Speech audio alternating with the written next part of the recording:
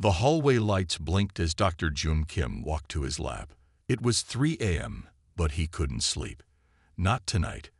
After 3 years of trying, they were so close. June's hand shook as he swiped his keycard. The door opened with a soft hiss. Inside, blue light from the tanks cast strange shadows. At the center stood their pride and joy, a large glass cylinder filled with clear fluid. Inside floated what looked like a small furry baby, a lion cub. The last natural lion died in 2089. That was 68 years ago. June had only seen them in old videos. The world outside was too hot, too toxic now. Most animals couldn't survive. Humans lived in giant domed cities called arcologies. The Seoul arcology had been June's home for all his 42 years. June checked the monitors. The cub was growing well. Its tiny heart beat strong. "You're here early," a voice said from the doorway. June turned to see Director Hana Park. She was small but tough, with short gray hair and eyes that missed nothing. "Couldn't sleep," June said. "I kept thinking about tomorrow." Hana walked to the tank and placed her hand against the glass. The second Genesis initiative has never come this far. The fish, the frogs, they all failed. But this one will make it, June said firmly. The second Genesis initiative had one goal: bring back extinct animals. Some people thought it was wrong. Let the dead stay dead, they said. Others called it humanity's duty to fix what they had broken. Hana pointed to a screen showing brainwaves. "Have you noticed this pattern? It's unusual." June nodded. "Started 3 days ago. Higher activity than any lion cub should have. Like it's dreaming or remembering," Hana said quietly. Their work used DNA from the last lion, plus DNA from older samples to fill in gaps. But some genes had to be guessed. The results weren't always what they expected. "Dr. Kim," called a voice from the lab entrance. Minji Kwan, June's best assistant, rushed in with a tablet. The computer just flagged something strange. The cub's brain is lighting up in areas that shouldn't be active yet. The three gathered around the screen. Colorful images showed the cub's brain on fire with activity. "That's impossible," Hana whispered. "Those areas are for complex memory, social bonds, fear responses. A fetus this age shouldn't." A low sound cut through the room. It wasn't loud, but it made them all freeze. "What was that?" Minji asked. The sound came again, like a distant roar, but there were no lions here except the one still growing in the tank. "Must be the air system," Jun said, but didn't believe it. The sound had depth, texture. It felt alive. Hana checked the controls. All systems normal. "I think we should." The roar came again, louder this time. Then all the lights went out. In the sudden darkness, the only light came from the tank, glowing faintly blue. The cub inside seemed to turn, just slightly, as if looking at them. "Emergency power will start soon," Hana said calmly. Her voice betrayed no fear, but her hand gripped June's arm tightly. When the lights came back 30 seconds later, everything looked normal. The cub floated peacefully. The monitors showed regular patterns. "Run a full system check," Hana ordered Minji, "and add more sensors to monitor the cub's brain activity." After Hana and Minji left, Jun stayed late. He sat watching the tiny lion, floating in its artificial womb. Tomorrow, they would birth it. The first lion in nearly 7 decades. As he gathered his things to leave, the lights flickered again, just for a second. And in that second, Jun felt something watching him. He turned slowly. The lab was empty, but the feeling remained, eyes in the darkness, ancient and aware. The cub in the tank had turned again. This time, Jun was sure of it. It faced him directly now, though its eyes were still closed. Jun backed toward the door. As he reached for the handle, the lights flickered once more. In the momentary darkness, he heard it again. A roar, but not distant this time. It sounded like it was right beside him. whispering in his ear. The day of the birth came with dark clouds. The weather system in the Seoul arcology rarely made storms, but today it did. June took this as a bad sign. "All systems ready?" Hannah asked, checking the main screen. "Yes," Minji said. "The artificial womb is set to open in 30 minutes. June hadn't told anyone about the roar he heard last night. They would think he was tired or scared. Maybe he was. He looked at the tiny lion floating in the tank. Today it would take its first breath. Scientists and officials filled the viewing room above the lab. This was a big moment for the second Genesis project. If this worked, they could bring back more animals. Maybe even fix the broken world outside. 10 minutes to birth, the computer announced. Then the lights went out. All of them. The backup power failed too. Darkness filled the lab, thick and heavy. People shouted. Someone screamed. June heard panic in the voices above. "Stay calm." Hannah's voice cut through the noise. "The cub needs us." A small emergency light clicked on near the tank. Minji had found the manual backup. Its weak glow showed worried faces. "The womb system is still working on internal power," Minji said. "But it's starting the birth process now. We can't stop it." June moved to the tank. The fluid was draining faster than planned. The tiny cub would soon be exposed to air for the first time. "Get me the warming blankets and oxygen," June ordered. "Hannah, we need the medical kit." They worked by the dim light, preparing as best they could. The glass cylinder opened with a hiss. The small wet form of the lion cub lay still. "It's not breathing," Minji whispered. June gently lifted the cub. It was so small, like a wet kitten. He wiped fluid from its nose and mouth, then softly rubbed its chest. "Come on," he said. "Breathe." The cub remained still. "Try the oxygen," Hannah said, her voice tight. June held the small mask near the cub's face. Nothing happened. Then the lights came back. The sudden brightness made everyone blink. And in that moment, the cub took its first breath. A small gasp, then a cry. Not a roar, but a high, thin sound. "It's alive," Minji said, tears in her eyes. June checked the cub carefully. It was a male, small but perfect. Its fur was golden, its paws tiny. But when the cub opened its eyes, June stepped back in shock. "What's wrong?" Hannah asked, moving closer. "His eyes," June said. "Look." The cub had one normal amber eye, but the other was bright blue, almost glowing in the lab light. "Genetic variation," Hannah said, but her voice held doubt. "We'll run tests." The official announcement went out. The first cloned lion had been born. They named him Haru, meaning day in Korean, a new day for Earth's lost creatures. But that night, the real problems began.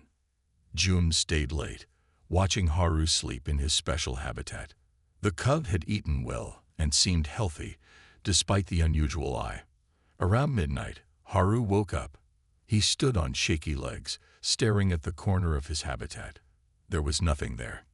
Yet the cub backed away, fur standing up. His blue eye seemed to glow in the dim night lighting. Then Haru opened his mouth and a sound came out that made June's blood freeze.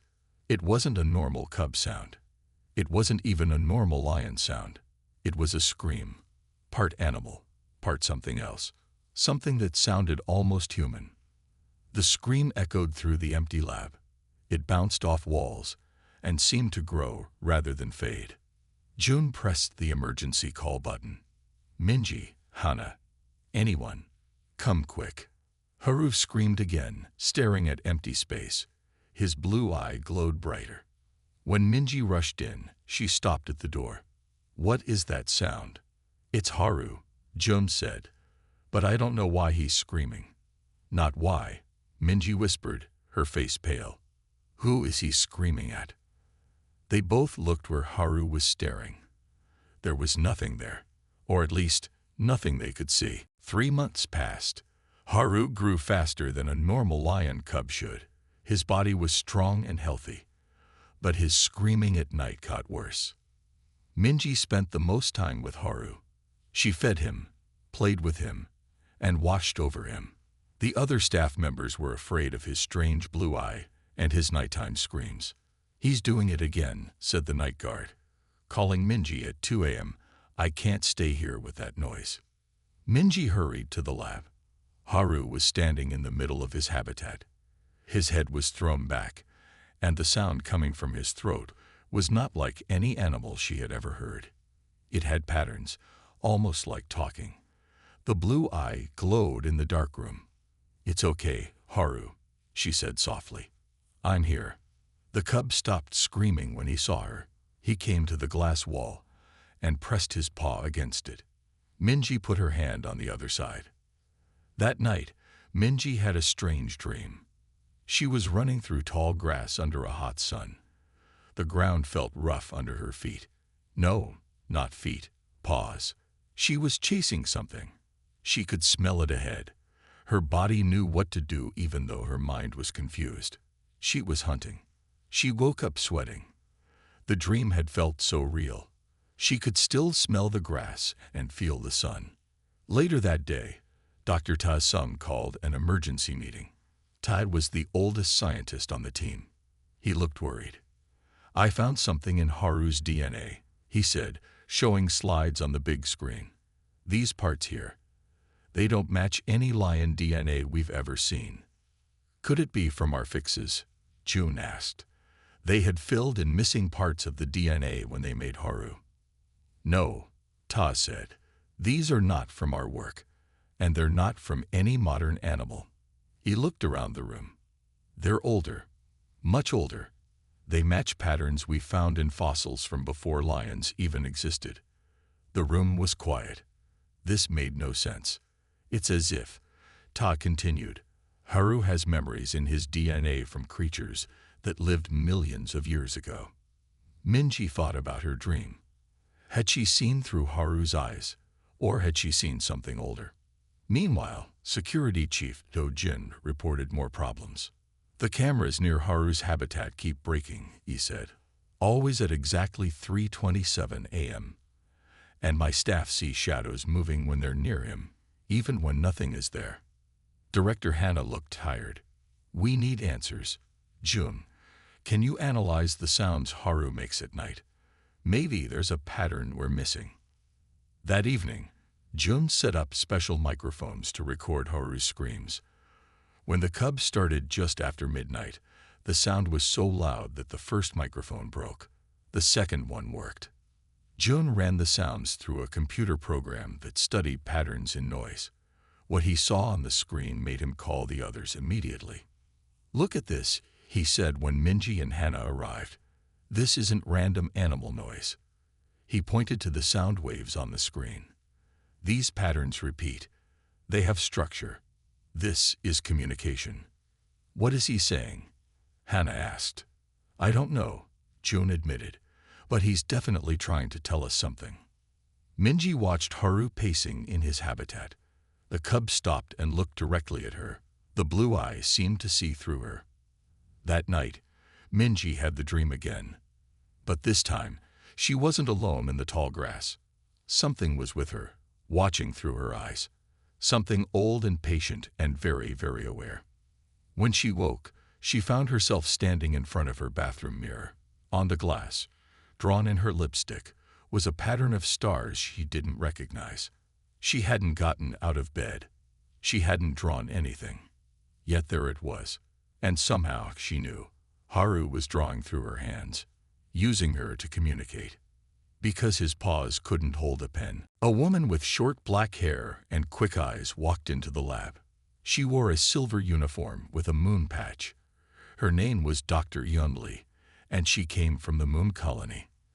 "Thank you for coming so quickly," Director Hannah said, shaking her hand. "When I heard your recordings, I had to see for myself," Yun said. She looked through the glass at Haru, who was watching her with both eyes. Amber and blue. June explained that Yun was an expert in talking with other species. On Europa, one of Jupiter's moons, humans had found strange crystal life forms. Bun had learned to communicate with them. His patterns are similar to the Europa crystals, Yun said, studying the sound waves from Haru's screams. Not the same, but there are matching elements. Hana looked worried. So what is he saying? I don't know yet, Yun admitted. But I brought equipment that might help. She opened a large case full of strange devices. With Hana's permission, Yun set up her equipment around Haru's habitat. The machines had lights and sensors that tracked brain waves, sound patterns, and other things too complex for the team to understand. We'll record tonight, Yun said, when he starts screaming. That night, they all waited in the observation room. At exactly 3:27 a.m., Haru began. The sound filled the room, even through the thick glass. The blue eye glowed brighter than ever. Yun's machines lit up, recording and translating. Suddenly, all the screens went black. The lights flickered. Every piece of equipment shut down at once. What happened? Hana demanded. Yun checked her machines. Some kind of power surge. She tapped at a screen that was still partly working. But we got something before it failed. A single line of text showed on the screen. They are teaching through my eyes. Everyone was quiet. Haru had stopped screaming and was now sitting calmly, looking at them. Who is watching? Jun asked. Before Yun could answer, Security Chief Do-jin burst into the room. Something's wrong with the whole system. All cameras are out. Door locks are failing. Hana ordered everyone to check the systems. Only Do-jin stayed behind to guard Haru. The security man stood near the glass, watching the cub carefully. Haru sat very still in the center of his habitat. Then he slowly turned to face Do-jin. Their eyes met, brown human eyes to mismatched lion eyes. Do-jin couldn't look away. The blue eyes seemed to grow, filling his vision. Suddenly, he wasn't in the lab anymore. He was floating in a vast, dark space. Cold, empty, but not alone. Thousands of eyes opened in the darkness, all watching him, studying him. He tried to scream but couldn't make a sound. The vision broke when Haru began screaming again. Do-jin fell to his knees. Blood dripped from his nose. His right eye couldn't see anything. When the others returned, they found him shaking on the floor. What happened? Minji asked, helping him up. I saw them, Do-jin whispered. The Watchers. They're out there in the dark. So many eyes. Later that morning, Un shared her theory with the team. I think Haru is a connection point, she said. A way for something ancient to look into our world. Something from space, Jun asked. Perhaps, Yun said. Or something that was here long before us. Something that has been watching Earth life evolve for millions of years. Director Hana's face was grim. We should shut down the project. This is too dangerous. No, Jun argued. This could be the most important discovery in human history. First contact with another intelligence. One that's driving people mad. Hana reminded him. Let me try something, Yun said. On Europa, we learned that communication goes both ways. If something is looking through Haru at us, maybe we can look back at them. Do-jin, still pale, and with one eye now cloudy white, spoke from his chair in the corner. Be careful what you wish for, he said softly. They've been watching us for so long, and now they want to do more than watch.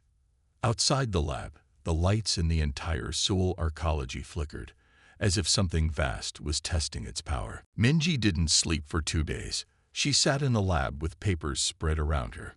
Charts, graphs, and notes covered every surface. She was looking for something in the data. Minji, you need rest, Jun said, bringing her coffee. I'm close, she said, not looking up. I've been tracking when Haru screams. The times, how long, how loud. There's a pattern. Jun looked at her work. Minji had made a chart showing all of Haru's screaming episodes over the past months. Times, dates, everything. Look, she said, pointing to her computer screen. She had mapped the times onto star charts. His screaming matches the movement of these stars.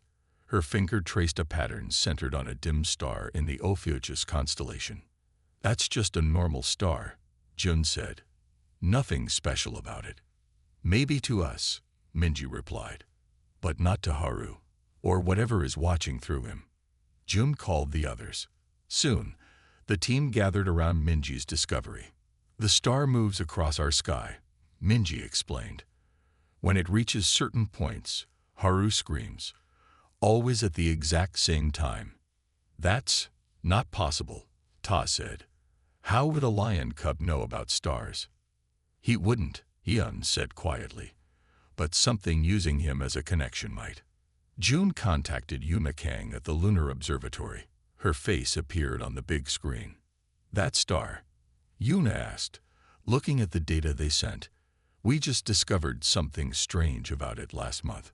It gives off unusual radiation patterns. Let me send you our readings."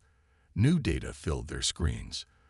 The radiation patterns from the star matched the sound waves of Haru's screams almost perfectly. "There's more," Yuna said. "New cave paintings were found last year in different parts of Earth. Very old ones. Many show the same star pattern. And they all have images of big cats." She sent pictures of ancient cave art. The team saw drawings of lions and other big cats, all connected to the same star pattern Minji had found. The paintings showed people bowing to the cats, whose eyes were marked with special paint. "Our ancestors knew," Yun whispered. "They knew these animals were connected to something out there." Meanwhile, Haru had stopped screaming. For 3 days, he made no unusual sounds. Instead, he paced his habitat in strange patterns. He walked in perfect circles, triangles, and other shapes, always facing the direction where the star would be if he could see the sky. His blue eye now glowed all the time, not just at night. A young lab assistant named Jun had been watching Haru closely, too closely. The others found him in the medical room, sitting on the floor. He was drawing the same star pattern over and over on the walls with a marker. "They sing in the dark," Jun said, his eyes unfocused. "They sang before our world was born. They will sing after it dies." When shown Jun's drawings, Haru went wild for the first time. He jumped at the glass, trying to break it. His claws scraped against the strong material. He roared, a normal lion roar, not the strange screaming, and tried to destroy the image.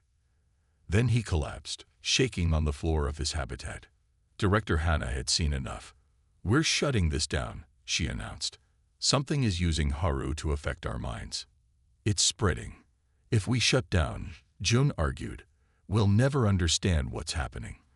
This could be the answer to the biggest question. Are we alone in the universe?" "We're not alone," Minji said softly. Everyone turned to look at her. "We never were. They've been here all along, watching through the eyes of lions and other animals. When we killed off the lions, we broke their connection. Now they want it back." Yun nodded. "And Haru isn't just a window for them to look through. He's a door that's starting to open." Outside, the star in Ophiuchus reached its highest point in the night sky, and somewhere deep in the facility, equipment that had been damaged began to repair itself, moving without human hands. Eun worked through the night to fix the equipment that had been damaged during Haru's screening sessions. With some effort, she managed to save small pieces of the translated screens. The next morning, she called everyone to see what she had found. "I can only show you bits and pieces," Yun said, "but it's enough to understand something important." She played the first clip. A computerized voice spoke. "The ancients were ATCGD, through our eyes, from the beginning." The second clip. "They made us to see. Lions were PRFACT, strong senzis, top hunters." And the third. "Connection broken. We in a last lion died. Now are EOPENED but warong. Hurts. Hurts. Hurts." The room was quiet when the clips ended.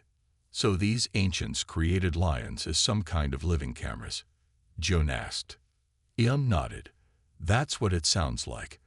They put something in early Earth life, genetic markers that let them watch how life developed. And lions were especially good for watching, Minji added.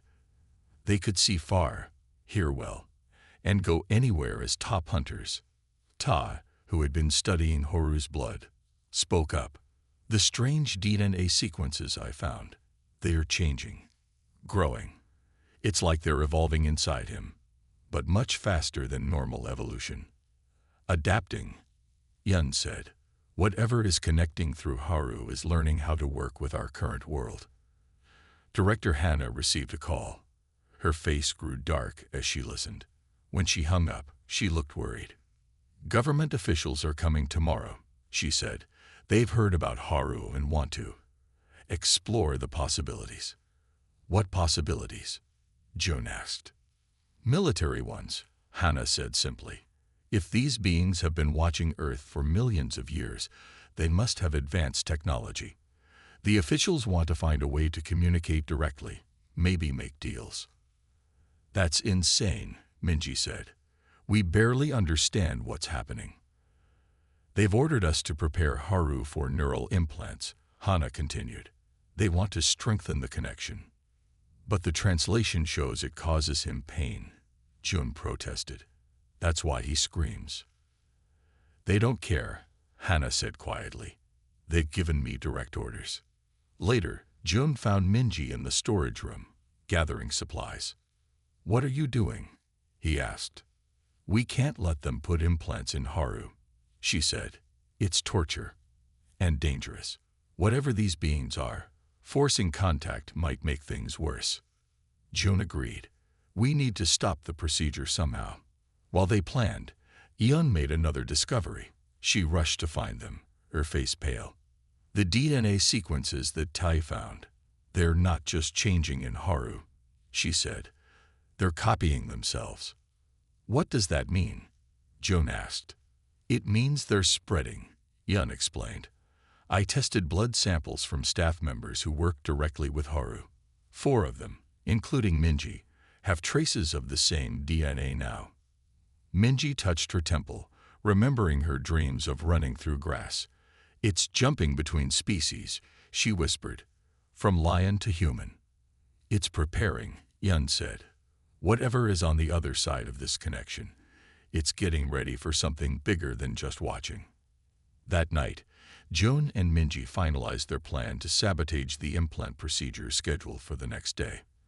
They would fake a system failure, then move Haru to a secure location until they could figure out what to do. But as they left the lab, they passed Haru's habitat. The cub, now nearly half-grown, was watching them with his glowing blue eye. He knows, Minji said. Somehow he knows what we're planning. Haru placed a paw against the glass. When Minji touched the same spot on her side, a jolt of energy passed through her. Images flooded her mind. Stars, darkness, and countless watching eyes. And a message, clear as spoken words. Too late. They are already here. That night, Haru's screaming was louder than ever before. It echoed through every part of the soul arcology. People in their homes miles from the lab heard it in their dreams. Workers across the arcology reported seeing strange things, grass growing from metal floors, stars visible through solid ceilings, and shadows that moved on their own. Many people had the same dream, running across an open plain under a sky filled with watching eyes. At exactly midnight, all power in the arcology failed. Emergency lights came on, but computers, phones, and all communication with the outside world stopped working. June woke to alarms blaring. He rushed to the lab, pushing through crowds of scared people in the hallways. When he reached Haru's habitat, he stopped cold. The strong glass wall was intact, but Haru was gone. How did he get out? Minji asked, running in behind him. The glass isn't broken. Security footage showed something impossible. At 11:58 p.m., Haru had walked straight through the solid glass wall. For a brief moment, his body had seemed to change shape, becoming something that didn't look quite solid. Director Hannah called an emergency meeting. We need to find him before the government team arrives, she said. They'll be here at dawn. Where could he go? Tai asked.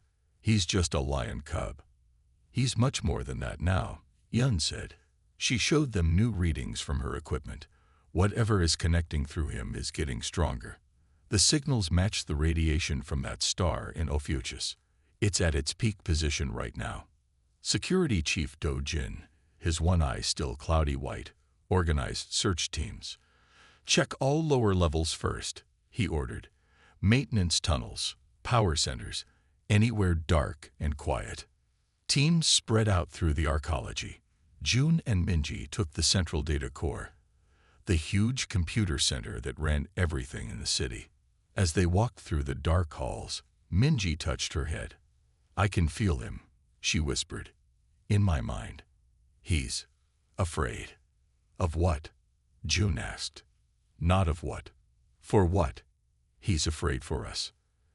They reached the massive door to the data core. It should have been locked, but it stood open. Inside, blue light flickered across walls of computers. And there was Haru, sitting in the center of the room. But something was wrong. The young lion wasn't just sitting near the computers.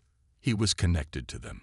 Thin strands of tissue stretched from his body to the machines, pulsing with light that matched his glowing blue eye. Screens all around the room flashed with images, star maps, mathematical equations, and diagrams of DNA that were far too complex for any human to understand. Haru, Minji said softly. The lion turned to look at them. When he opened his mouth, the voice that came out wasn't a scream or a roar. It was words, halting and strange, but clear. They want to return, Haru said, his mouth moving in ways a lion's mouth should not be able to move. I am the key. I scream to warn you. June stepped forward slowly. Warn us about what? Who are they? The first ones, Haru said. They seeded Earth, watched life grow, used animals as eyes. When humans killed most animals, they lost their connection. The lion's body shuddered. They want their world back. This is our world, Minji said. They were here first, Haru replied. Billions of years. You are new. They think you are a mistake. Dojin burst into the room with armed security guards. They raised weapons at Haru. Don't, Jun shouted. He's trying to help us. Haru's body arched in pain. The connections to the computers pulsed brighter. Too late, the lion said. They are opening the door. I cannot hold them back much longer. His blue eye flared like a star. I scream because it hurts to be the door. Outside, across the whole arcology, every screen, every device turned on at once. They all showed the same image, a star pattern centered on Ophiuchus. And a simple message, we or Eteran. Chaos spread through the soul arcology. Doors opened and closed on their own. Air systems failed in some areas. Water pipes burst in others. People panicked and tried to leave, but the exit doors were locked. In the control center, Director Hannah received a call from outside the arcology. The government was monitoring the situation. They say we have 24 hours, Hannah told the team. If we can't fix this, they will destroy the entire arcology with particle beams. They think it's safer to remove us than risk whatever is happening here. No one spoke for a moment. The arcology held over 3 million people. In the data core, Haru remained connected to the computers. June and the others gathered around him. The young lion's body was changing, growing before their eyes. His fur had patterns of light running through it. The tissue connecting him to the machines pulsed with energy. We need to stop this, Dojin said, his hand on his weapon, before it spreads. No, Jun said suddenly. I think we've misunderstood. He pointed to the screens around them. Look at the data. Haru isn't helping them. He's fighting them. Yun studied the screens. Jun is right. These patterns show resistance. Haru is creating interference. He's using his own mind to block the connection. That's why he screams, Minji realized. He's in pain because he's fighting against them.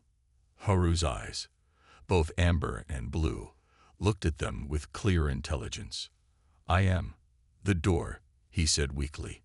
But I keep it closed. Hard to hold them back. Ta had been analyzing blood samples from Haru. The alien DNA is trying to replace his lion DNA, he explained. But his normal genes are fighting back. That's why he still has one normal eye. Part of him is still just a lion. Director Hannah made a hard decision. We need to develop a genetic inhibitor, something that will suppress the alien DNA. It could save the arcology. But we'd need fresh brain tissue from Haru, Ta said. The process would kill him. Jun shook his head. There's another way. Instead of fighting the alien DNA, we could strengthen Haru's original lion DNA, give him more power to resist. Can we do that? Hannah asked. Maybe, Jun said. We have advanced genetic engineering tools. We could create a targeted therapy to boost his lion genes. But we don't know if it would work, Yun warned. And we only have hours before the government attacks. Minji, who had been quiet, stepped forward. Let me talk to him, she said. I have some of the alien DNA in me now. I can connect with Haru's mind directly. Everyone looked at her with concern. It's too dangerous, Jun said. The connection might take over your mind completely. We don't have a choice, Minji replied. And I know Haru. He's been trying to protect us all along. He won't hurt me. After much debate, they agreed. Minji sat on the floor next to Haru. She placed her hands on his head, one on each side. His fur felt hot under her fingers. I'm going to help you, she whispered to him. Just let me in. Minji closed her eyes. At first, nothing happened. Then her body went rigid. Her eyes flew open, but they didn't see the room anymore. Both of her eyes now glowed blue, just like Haru's special eye. Jun watched in horror as thin strands of tissue began to grow from Minji's fingers, connecting her to Haru just as he was connected to the computers. Minji, Jun called, but she couldn't hear him. She was somewhere else now, somewhere dark and vast and ancient, filled with watching eyes. And she was facing something that had been waiting for millions of years to return to Earth. Back in the control room, Director Hannah started a countdown clock. 23 hours until the attack. The fate of millions now depended on a woman and a screaming lion, both caught between worlds. Minji found herself in darkness. Not the darkness of a room with no light, but an endless dark space that stretched forever. Here and there, stars glowed dimly, arranged in patterns she recognized from the star charts. Something moved in the darkness. Many somethings. They had no clear shape, but Minji felt their presence. Vast, ancient minds that had watched Earth since life first formed. In this strange place, Minji wasn't alone. Haru was with her, but not as a lion cub. Here, he appeared as a full-grown lion with a golden mane. Both his eyes glowed blue now. I held them back as long as I could, Haru said. His voice was clear here, strong and deep. But I'm just one mind against many. The entities surrounded them, pressing closer. Minji felt their thoughts touching hers. They didn't understand pain or fear. To them, individual life was a strange, wasteful thing. They saw humans as a mistake, a species that destroyed the balance they had watched develop for billions of years. They don't hate us, Minji realized. They just can't understand us. They made the lions and other animals as windows to watch through, Haru explained. When you brought me back with changed DNA, it created a door instead of a window. Now they want to come through. The entities sent images into Minji's mind. Earth as it was before humans, wild and balanced. Then Earth now, with cities and pollution. They showed her their plan, to reset Earth, to make it clean again. But that plan would kill all humans. Wait, Minji called to the entities. Let me show you something. She opened her memories to them. She showed them human love, joy, and hope. She showed them music, art, and kindness. She showed them how humans fought to save animals, to clean the planet, to be better. We make mistakes, she told them, but we learn. We grow. We're young compared to you, but we're trying. The entities paused, considering. They had never looked at humans this way before. Through animal eyes, they had only seen human actions, not human hearts. Haru stepped forward, roaring into the darkness. Not a scream of pain this time, but a powerful sound that made the entities draw back. "This is not your world anymore," Haru told them. "It belongs to all Earth life now. We welcome your watching, but not your control." Minji felt the entities' confusion. For eons, they had observed without being challenged. Now, a mind born from their own watching program was defying them. As the sun rose over the soul arcology, something changed. In the data core, Jun watched as the strange connections between Haru, Minji, and the computers began to glow with golden light instead of blue. Minji's body relaxed. Haru's too. The screens around them stopped showing alien patterns and instead displayed normal system operations. Across the arcology, things returned to normal. Doors worked again. Air and water systems came back online. The countdown clock in the control room stopped at 18 hours, 27 minutes. Minji opened her eyes. They were normal again, no blue glow. Haru looked at her, one eye amber, one eye blue. But the blue eye no longer glowed with alien light. "They're gone," Minji said weakly. "Not forever, but they've pulled back." "What happened?" Jun asked, helping her sit up. "We showed them who we are," she said. "All of us, humans, lions, all Earth life. They didn't understand us before. They were watching, but not really seeing." Haru stood up. The connections to the computers fell away, dissolving into dust. He walked to Minji and put his head against her hand. "He's just a lion now?" Director Hannah asked. "Not just a lion," Minji smiled. "He's more. He kept some of their knowledge, and they left us gifts." The data screens showed new information. Cures for diseases, ways to clean the environment, and the locations of other cloned animals that had been lost. "They said they're sorry," Minji explained. "In their own way, they didn't understand that their curiosity was causing pain." In the following days, Haru continued to grow. He still had his special blue eye, but he no longer screamed in the dark. Instead, he roared. A normal, healthy lion roar that spoke of strength rather than pain. And sometimes at night, Minji would find him looking up at the stars, particularly at a certain pattern in Ophiuchus, watching the watchers, now on equal terms.